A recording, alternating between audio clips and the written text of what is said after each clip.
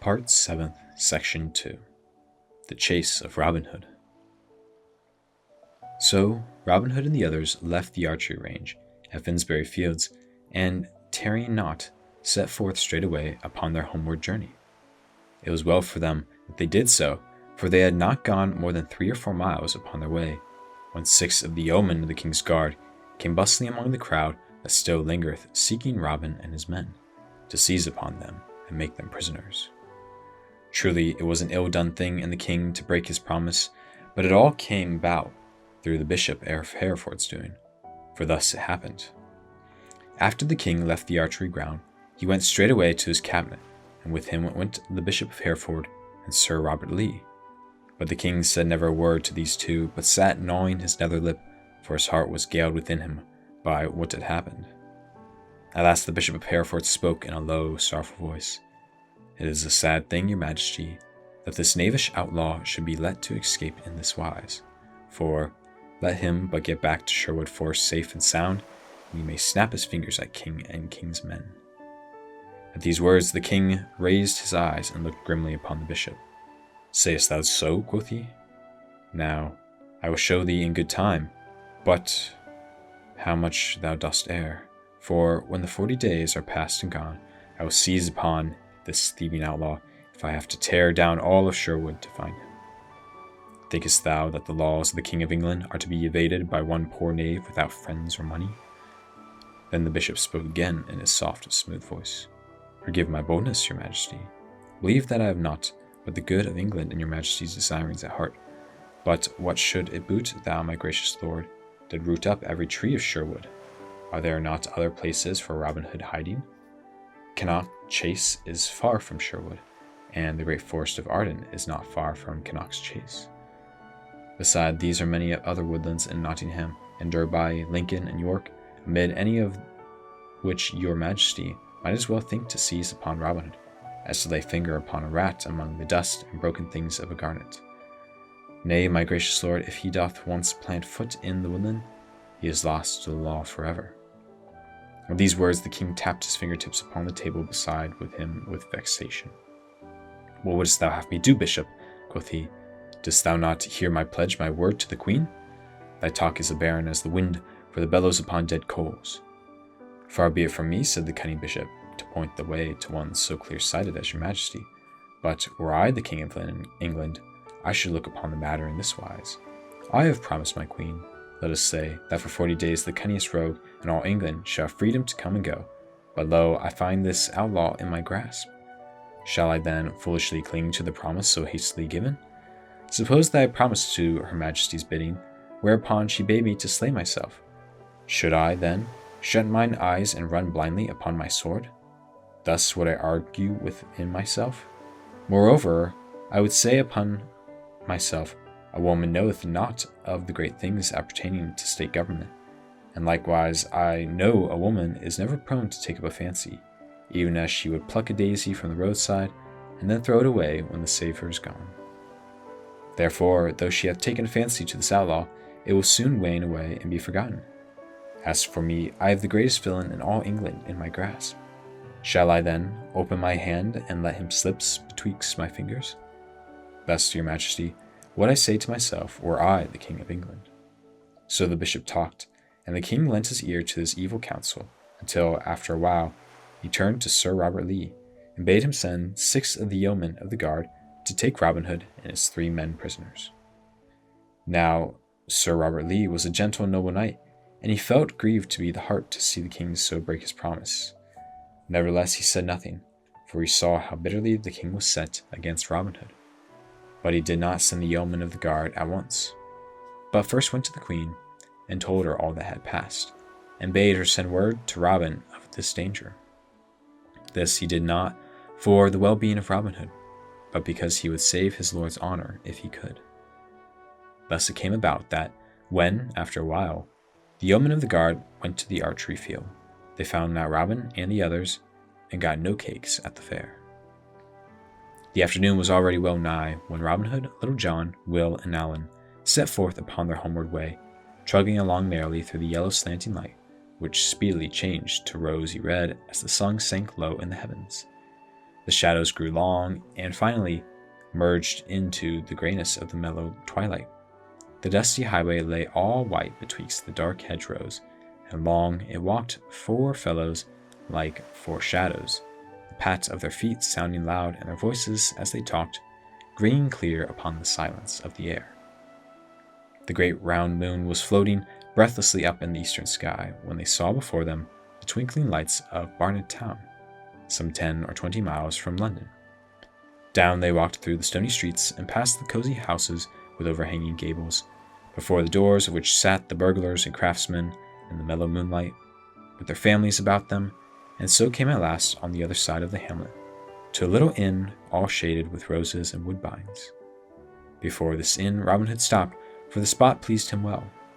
Quoth he, "Here will we take up our inn and rest for the night, for we are well away from London town and our king's wrath. Moreover, if I mistake not, we will find sweet faring within. What say ye, lads?" "In sooth, good master," quoth Little John, "thy bidding and my doing ever fit together like cakes and ale. Let us in, I say also." Then up spake Will Scarlet, "I am ever ready to do what thou sayest, uncle, yet I could wish that we were further upon our way ere we rest for the night. Nevertheless, if thou thinkest best, let us in for the night, say I also." So in they went, and called for the best that the place afforded. Then a right good feast was set before them, with 2 stout bottles of old sack to wash it down withal.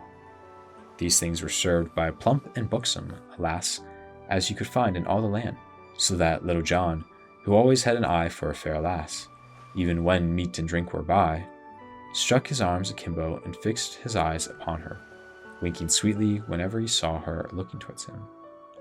Then you should have seen how the lasses twittered with laughter, and how she looked at Little John out of the corner of her eyes, a dimple coming in either cheek, for the fellow had always a taking away with the womenfolk. "Come, come, Little John," quoth Robin, "leave the lass in peace, and fall to thy vitals, or thou wilt be like go with an empty stomach. Eat first and woo afterwards is as good as a saying as one can open ears to." "Nay," quoth Little John boldly, "it is an ill saying for me, for who would turn to vitals and drink and let so fair a lass go, without paying heed to the sweet looks that the blessed saints have bestowed upon her? Come hither, thou dainty little duck, and pour forth some wine for me, and I may drink to thy good health, and pray the good saint withhold that he send thee that is meet, to wit, a lord or an earl for a husband. By my soul, I would rather drink water than thou hast poured into my cup than rich musket after any other she in all England." At this speech the other yeomen roared with laughter, and the lass looked down, blushing, and thought that Little John was as nice a lad as she had seen in all her life. So the feast passed merrily, and never had that inn seen such lusty feeders as these 4 stout fellows. But at last they were done their eating, though it seemed as though they never would have ended, and sat loitering over the sack. As they so sat, the landlord came in of a sudden, and said that there was one at the door, a certain young esquire, Richard Partington, of the Queen's household, who wished to see the lad in blue, and speak with him without loss of time. So Robin arose quickly, and bidding the landlord not to follow him, left the others gazing at one another, and wondering what was about to happen. Then Robin came out of the inn. He found young Richard Partington sitting upon his horse in the white moonlight, awaiting his coming. "What news bringest thou, Sir Page?" quoth Robin. "I trust that it is not of all an ill nature." "Why," said young Partington, "for the matter of fact, it is ill and now. The king hath been bitterly stirred up against thee by what vile Bishop of Hereford. He sent to arrest thee at the archers' butts at Finsbury Field, but not finding thee there, he hath gathered together his armed men, 50 score and more, and is sending them in haste along this very route to Sherwood, either to take thee on the way, or to prevent thee getting back to the woodlands again. He hath given the Bishop of Hereford command over all these men, and thou knowest that thou hast to expect the Bishop of Hereford, short shift and a long rope. 2 bands of horsemen are already upon the road, not far behind me, so thou hadst best get thee gone from this place straightway, for if thou tarriest longer, thou art like to sleep this night in a cold dungeon. This word the Queen hath bidden me bring to thee." "Now, Richard Partington," quoth Robin, "this is the 2nd time that thou hast saved my life, and if the proper time ever cometh, I will show thee that Robin Hood never forgets these things. As for the Bishop of Hereford, if I ever catch him nigh to Sherwood again, things will be like to go ill with him. Thou mayest tell the good queen that I will leave this place without delay, and will let the landlord think that we are going to St. Albain's. But when we are upon the high road again, I'll go one way through the country, and will send my men the other, so that if one falleth in the king's hands, the other may happily escape. We will go by devious ways, and so, I hope, will reach Sherwood in safety. And now, Sir Page, I wish thee farewell.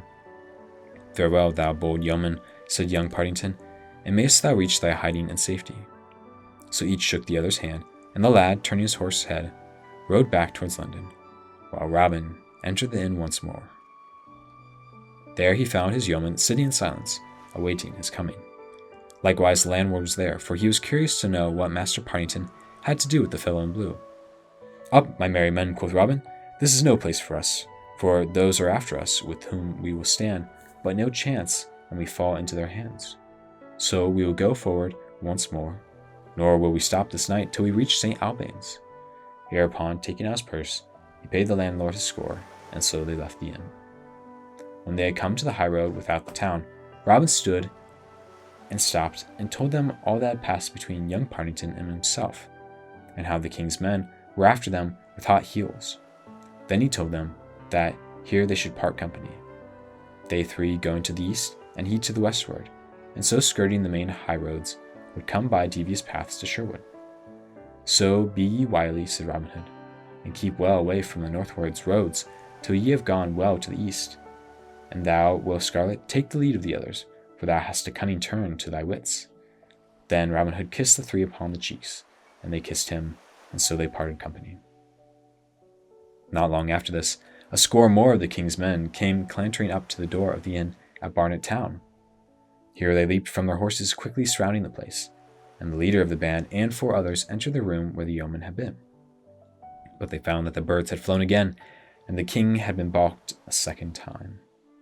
Methinks that they are naughty fellows, said the host, when he heard whom the men-at-arms sought. But I heard the blue-clad knaves say that they would go straight away to St. Albain's. So, an ye hurry forward, ye may perchance catch them on the high road betwixt here and there. For this news the leader of the band thanked mine host right heartily, and called his men together, mounted, and set forth again, galloping to St. Albain's upon a wild goose chase. After Little John and Will Scarlet and Allan a Dale had left the highway near Garrett, they travelled towards the eastward, without stopping as long as their legs could carry them, until they came to Chelmsford in Essex. Hence they turned northward, and came through Cambridge and Lincolnshire to the good town of Gainsborough. Then, striking to the westward and the south, they came at last to the northward borders of Sherwood Forest, without in all that time having met so much as a single band of the king's men. 8 days they journeyed thus, ere they reached the woodlands in safety.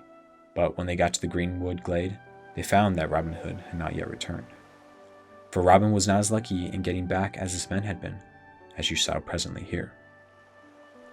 After having left the great northern road, he turned his face to the westward, and so came past Aylesbury to fair Woodstock in Oxfordshire.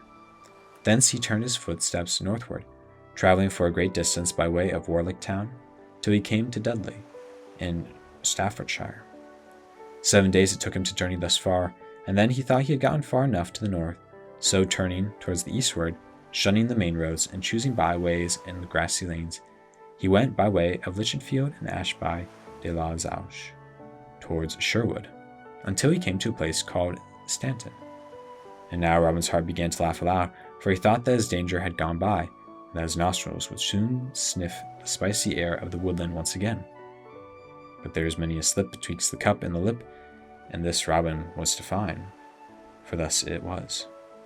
When the king's men found themselves forward at St. Albain's, and that Robin and his men were not to be found high nor low, they knew not what to do. Presently another band of horsemen came, and another, until all the moonlit streets were full of armed men. Betwixt midnight and dawn another band came to the town, and with them came the Bishop of Hereford. Then he heard that Robin Hood had once more slipped out of the trap. He stayed not a minute, but gathering his bands together, he pushed forward to the northward with speed, leaving orders for all the troops that came to St. Albain's to follow after him without tarry. On the evening of the 4th he reached Nottingham town, and there straightway divided his men into bands of 6 or 7, and sent them all throughout the countryside, blocking every highway and byway to the eastward and the southward and the westward of Sherwood. The sheriff of Nottingham came forth all his men likewise, and joined with the bishop, for he saw that this was the best chance that had ever befallen of paying back his score in full to Robin Hood. Will Scarlet and Little John and Allan a Dale had just missed the king's men to the eastward, for the very next day, after they had passed the line and entered Sherwood, the roads through which they had travelled were blocked, so that, had they tarried in their journey, they would surely have fallen into the bishop's hands. But all of this Robin knew not a whit, so he whistled merrily as he trudged along the road beyond Stanton, and with his heart as free from care as the yolk of an egg is from cobwebs. At last he came to where a little stream spread across the road in a shallow sheet, tinkling and sparkling as it fretted over its bed of golden gravel. Here Robin stopped. Being athirst and kneeling down, he made a cup of the palms of his hands and began to drink. On either side of the road, for a long distance, stood tangled thickets of bushes and young trees, and it pleased Robin's heart to hear the little birds singing therein, for it made him think of Sherwood, and it seemed as though it had been a lifetime since he had breathed the air of the woodlands. But of a sudden, as he thus stooped, drinking, something hissed past his ear and struck with a splash in the gravel and water beside him. Quick as a wink, Robin sprang to his feet, and, at one bound, crossed the stream and the roadside and plunged headlong into the thicket, without looking around, for he knew right well that that which had hissed so venomously beside his ear was a great goose shaft, and that to tarry so much as a moment meant death. Even as he leaped into the thicket, 6 more arrows rattled among the branches after him, one of which pierced his doublet and would have struck deeply into his side but for the tough coat of steel that he wore. Then up the road came riding some of the king's men at headlong speed. They leaped from their horses and plunged straightway into the thicket after Robin.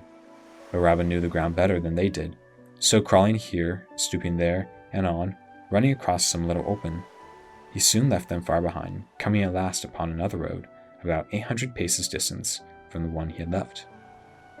Here he stood for a moment, listening to the distant shouts of the 7 men as they beat up and down in the thickets like hounds as they had lost the scent of the quarry. Then, buckling his belt more tightly around his waist, he ran fleetly down the road towards eastward and Sherwood. But Robin had not gone more than 3 furlongs in that direction, when he came suddenly to the bow of a hill, and saw beneath him another band of the king's men, seated in the shade along the roadside in the valley beneath.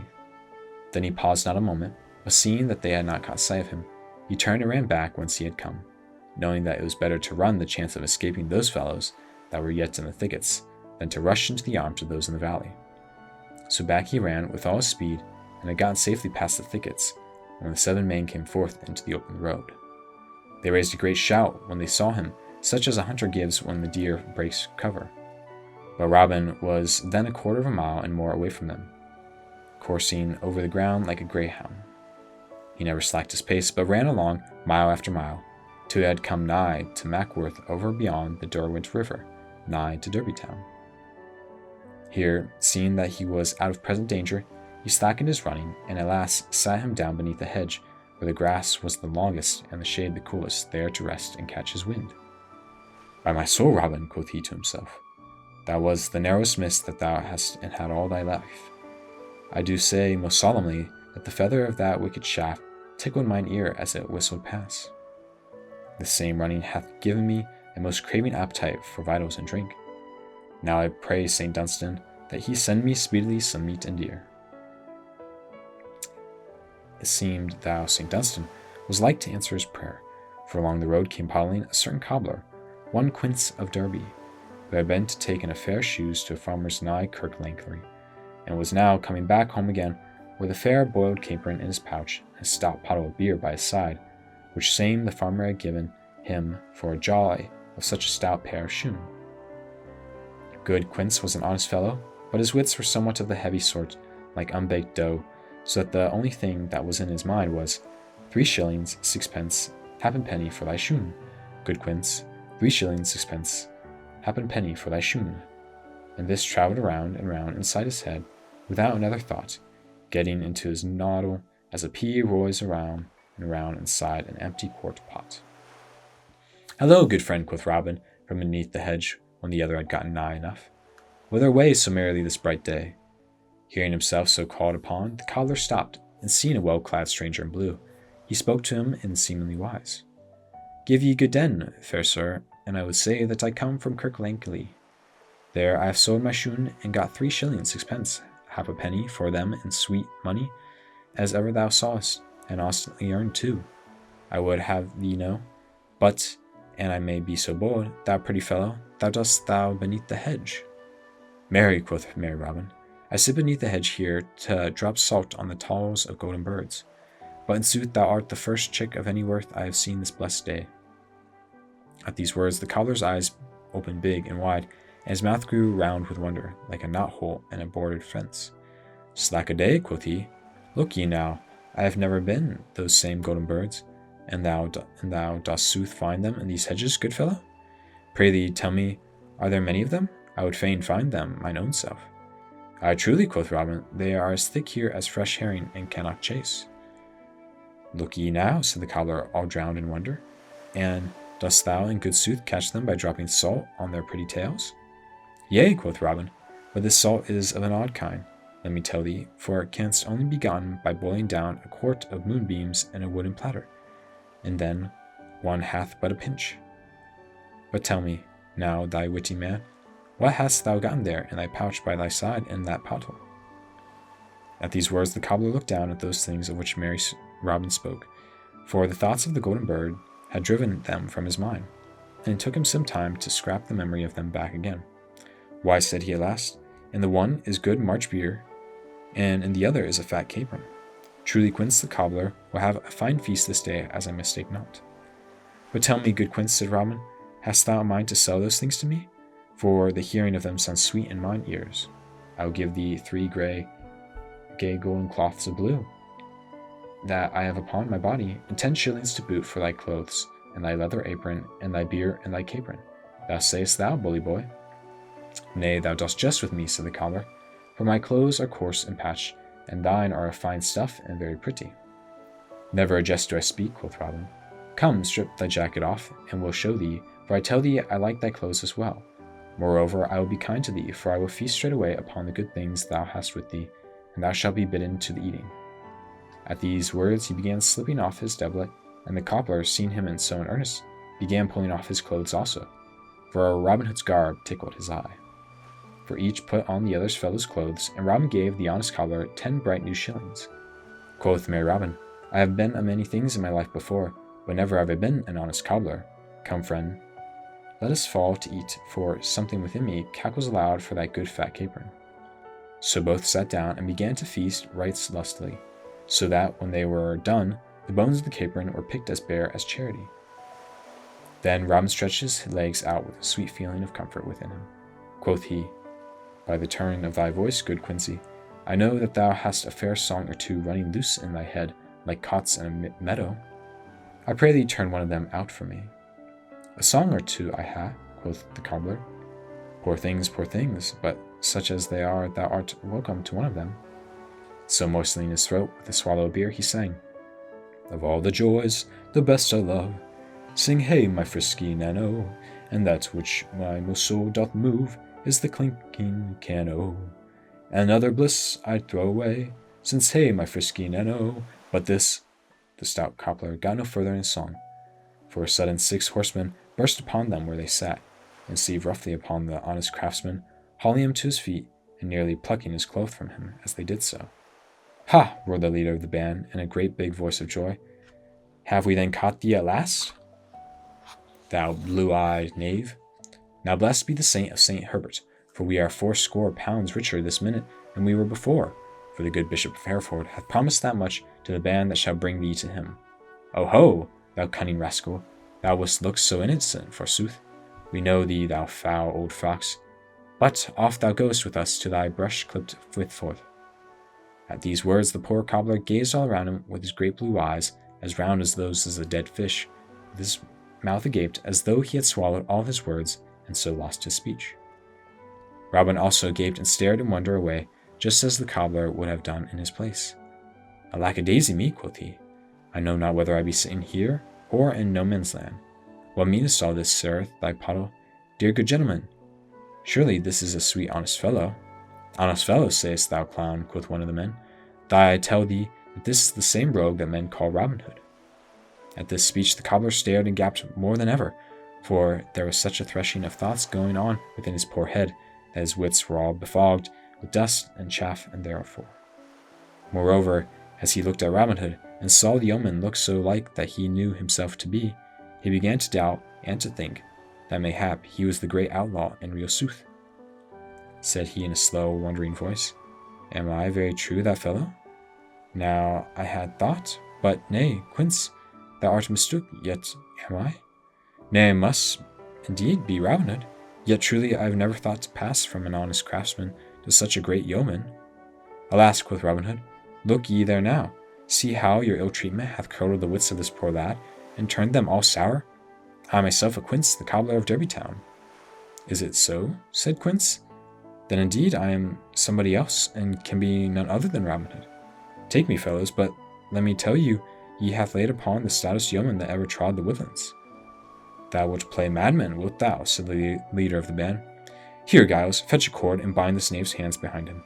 I warrant we will bring his wits back to him again when we get him safe before our good bishop of Tutbury Town. Thereupon they tied the cobbler's hands behind him, and led him off with a rope, as the farmer leads off the calf he hath brought from the fair. Robin stood looking after them, and when they were gone he laughed till the tears rolled down his cheeks, for he knew that no harm would befall the honest fellow, and he pictured to himself the bishop's face when good Quince was brought before him as Robin Hood. Then, turning his steps once more to the eastward, he stepped outright foot forward towards Nottinghamshire and Sherwood Forest. But Robin Hood had gone through more than he wotted of. His journey from London had been hard and long, and in a seemeth night he had travelled 70 and more of miles. He thought now to travel on without stopping until he had come to Sherwood, but ere he had gone 50 miles, he felt his strength giving away beneath him, like a river bank which the waters have undermined. He sat him down and rested, but he knew within him that he could go no further that day, for his feet felt like lumps of lead, so heavy were they with weariness. Once more he arose and went forward, but after travelling a couple of miles, he was fain to give the matter up. So coming to an inn just then, he entered, and called the landlord, bade him show him to a room. Although the sun was only then just sinking in the western sky, there were but 3 bedrooms in the place, and to the meanest of these the landlord showed Robin Hood. But little Robin cared for the looks of the place, for he could have slept that night upon a bed of broken stones. So, stripping off his clothes without more ado, he rolled into the bed and was asleep almost ere his head touched the pillow. Not long after Robin had gone to his rest, a great cloud peeped blackly over the hills to the westward. Higher and higher it rose, until it piled up in the night like a mountain of darkness. All around beneath it came ever and on a dull red flash, and presently a short grim mutter of the coming thunder was heard. Then up rode 4 stout burglars of Nottingham Town, for this was the only inn which in 5 miles distance, but they did not care to be caught in such a thunderstorm as this that they were coming upon them. Leaving their nags to the stablemen, they entered the best room of the inn, where fresh green rushes lay all spread upon the floor, and there called for the goodliest fare that the place offered. After having eaten heartily, they bade the landlord show them to the rooms, for they were aweary, having ridden all the time from Donningfield that day. So off they went, grumbling as having to sleep 2 in a bed, but their troubles on this score, as well as others, were soon lost in the quietness of sleep. And now came the first gust of wind, rushing past the place, clapping and banging the doors and shutters, smelling of the coming rain, and all wrapped in a cloud of dust and leaves. As though the wind had brought a guest along with it, the door opened of a sudden, and in came a fair friar of Emmet Priory. And in one high degree, as was shown by the softness and sleekness of his robes and the richness of his rosary. He called to the landlord and bade him first to have his mule well fed and bedded in the stable, and then to bring him the very best there was in the house. So presently a savory stew of tripe and onions was with sweet fat dumplings was set before him, likewise a good stout pottle of Mamesley, and straightway the holy friar fell to with great courage and heartiness, so that in a short time naught was left but a little pool of gravy in the center of the platter, not large now to keep the life in a starving mouse. In the meantime the storm broke, another gust of wind went rushing by, and with it fell a few heavy drops of rain, which presently came rattling down in showers, beating against the casements like 100 little hands. Bright flashes of lightning lit up every raindrop, and with them came cracks of thunder that went away, rumbling and bumping as though saints within were busy rolling great casts of water across rough ground overhead. The womenfolk screamed, and the merry nags in the tap room put their arms around their waists to soothe them and quiet us. Yes.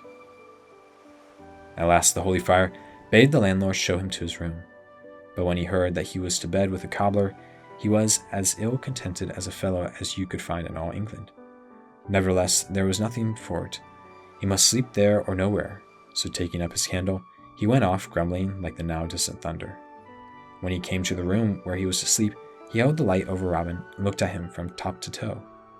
Then he felt better pleased, for instead of a rough, dirty-bearded fellow, he beheld a fresh and clean as a lad as one could find in a week of Sundays. So, slipping off his clothes, he also hauled into the bed where Robin, grunting and grumbling in his sleep, made room for him. Robin was more sound asleep, I wot, than he had been for many a day, else he would never have rested so quietly with one of the friar's sort so close beside him. As for the friar, had he known who Robin Hood was, you may well believe he would almost as soon have slept with an adder as with the man he had for a bedfellow. So the night passed comfortably enough, but at the first dawn of day, Robin opened his eyes and turning his head upon the pillow. Then how he gaped and how he stared, for there beside him lay one of shaven and shorn, so that he knew that it must be a fellow in holy orders. He pinched himself sharply, but finding he was awake, sat up in bed while the other slumbered as peacefully as though he were safe and sound at home in Emmet Priory. Now, quoth Robin to himself, I wonder how this thing hath dropped in my bed during the night. So saying, he rose softly, so as not to awaken the other, and looked about the room. He espied the friar's clothes lying upon a bench near the wall. First he looked at the clothes with his head and on one side, and then he looked at the friar, and slowly winked one eye. Quoth he, Good brother, whatever thy name may be, as thou hast borrowed my bed so freely, I borrow thy clothes in return. So saying, he straightway donned the holy man's garb, but kindly left the cobbler clothes in place of it. Then he went forth into the freshness of the morning, and the stableman that was up and about the stables opened his eyes as though he saw a green mouse before him. For such men as the friars Emmet were not wont to be early risers, but the man bottled his thoughts, and only asked Robin whether he wanted his mule brought from the stable. Yea, my son, quoth Robin, albeit he knew naught of the mule, and bring it forth quickly, I pray thee, for I am late and must be jogging. So presently the stableman brought forth the mule, and Robin mounted it, and went on his way rejoicing. As for the holy friar, when he arose, he was in a pretty a stew as any man in all the world, for his rich soft robes were gone. Likewise his purse with 10 golden pounds in it, and naught was left but patched clothes and a leather apron.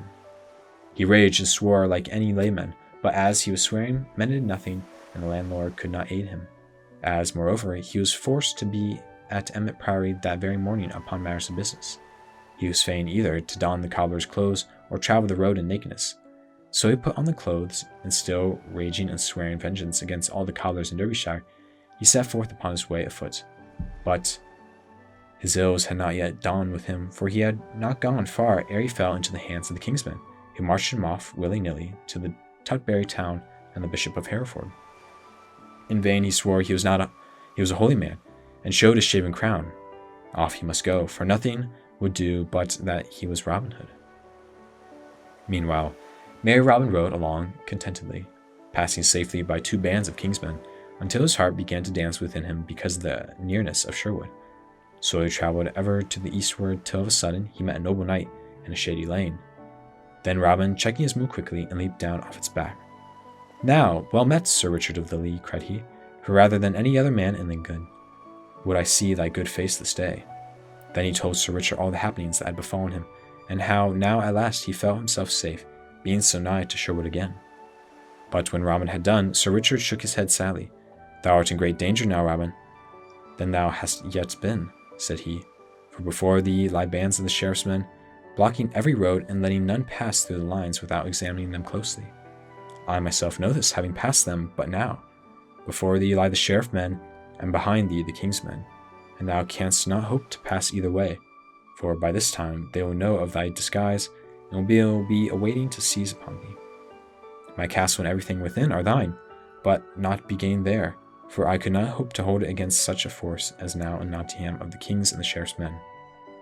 Having so spoken, Sir Richard bent his head in thought, and Robin left his heart sink within him, like that of the fox that hears the hounds at his heels, and finds his den blocked with earth, so that there is no hiding for him. But presently Sir Richard spoke again, saying, One thing thou canst do, Robin, and only one. Back to London, and throw thyself upon thy mercy of good Queen Eleanor. Come with me straightway to my castle, doff these clothes, and put on such as my retainers wear. Then I will hie me to London town with a troop of men behind me, and thou shalt mingle with them, and thus will I bring thee to where thou mayest see and speak with the Queen. My only hope is to get to Sherwood, for there none can reach thee, and thou wouldst never get to Sherwood but in this way. So Robin went with Sir Richard of the Lee, and did as he said, for he saw the wisdom of that which the knight advised, and this was his only chance of safety. Queen Eleanor walked in her royal garden amid the roses that bloomed sweetly, and with her walked 6 of her ladies in waiting, chattering blithely together. Of a sudden, a man leaped up to the top of the wall from the other side, and then, hanging for a moment, dropped lightly upon the grass within. All the ladies in waiting shrieked at the suddenness of his coming, but the man ran to the Queen, and kneeling at her feet, she saw it was Robin Hood. "Why, how now, Robin?" cried she. "Dost thou dare to come into the very jaws of the raging lion? Alas, poor fellow, thou art lost indeed if the king finds thee here. Dost thou not know that he is seeking thee through all the land?" "Yea," said Robin, "I do know right well that the king seeks me, and therefore I have come. For surely no ill can befall me when he hath pledged his royal word to your majesty for my safety. Moreover, I know your majesty's kindness and gentleness of heart, and so I lay my life freely in your gracious hands." "I take thy meaning, Robin Hood," said the Queen, "that thou dost convey reproach to me, as well thou mayest, for I know that I have not done thee as I ought to have done. I know right well that thou must have been hard pressed by peril to leap so boldly into one danger to escape another. Once more I promise thee mine aid, and will do all I can to send thee back in safety to Sherwood Forest. Bid thou here till I return." So saying, she left Robin in the garden of roses, and was gone a long time. Then she came back. Sir Robert Lee was with her. And the Queen's cheeks were hot, and the Queen's eyes were bright, as though she had been talking with high words.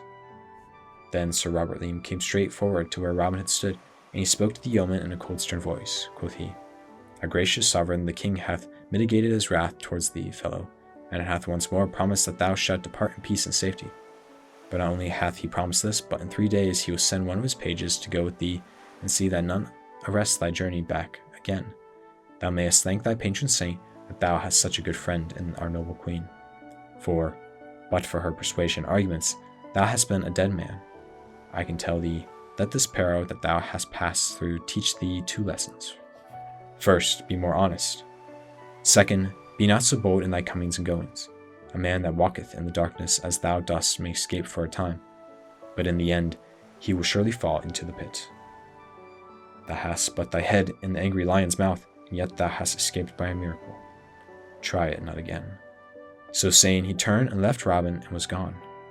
For 3 days Robin abided in London in the Queen's household, and at the end of the time the king's head page, Edward Cunningham, came, and taking Robin with him, departed northward upon his way to Sherwood. Now and then they passed bands of the king's men, coming back again to London, but none of those bands stopped them, and so at last they reached the sweet leafy woodlands. Thus ends the merry adventures which befell Robin Hood when he went to the famous shooting match at London town. And now we will hear how the Bishop of Hereford and the Sheriff of Nottingham sought once more to take him in a different way. Likewise, we will hear how merry King Richard of the Lion's Heart visited Robin Hood in the depths of Sherwood Forest.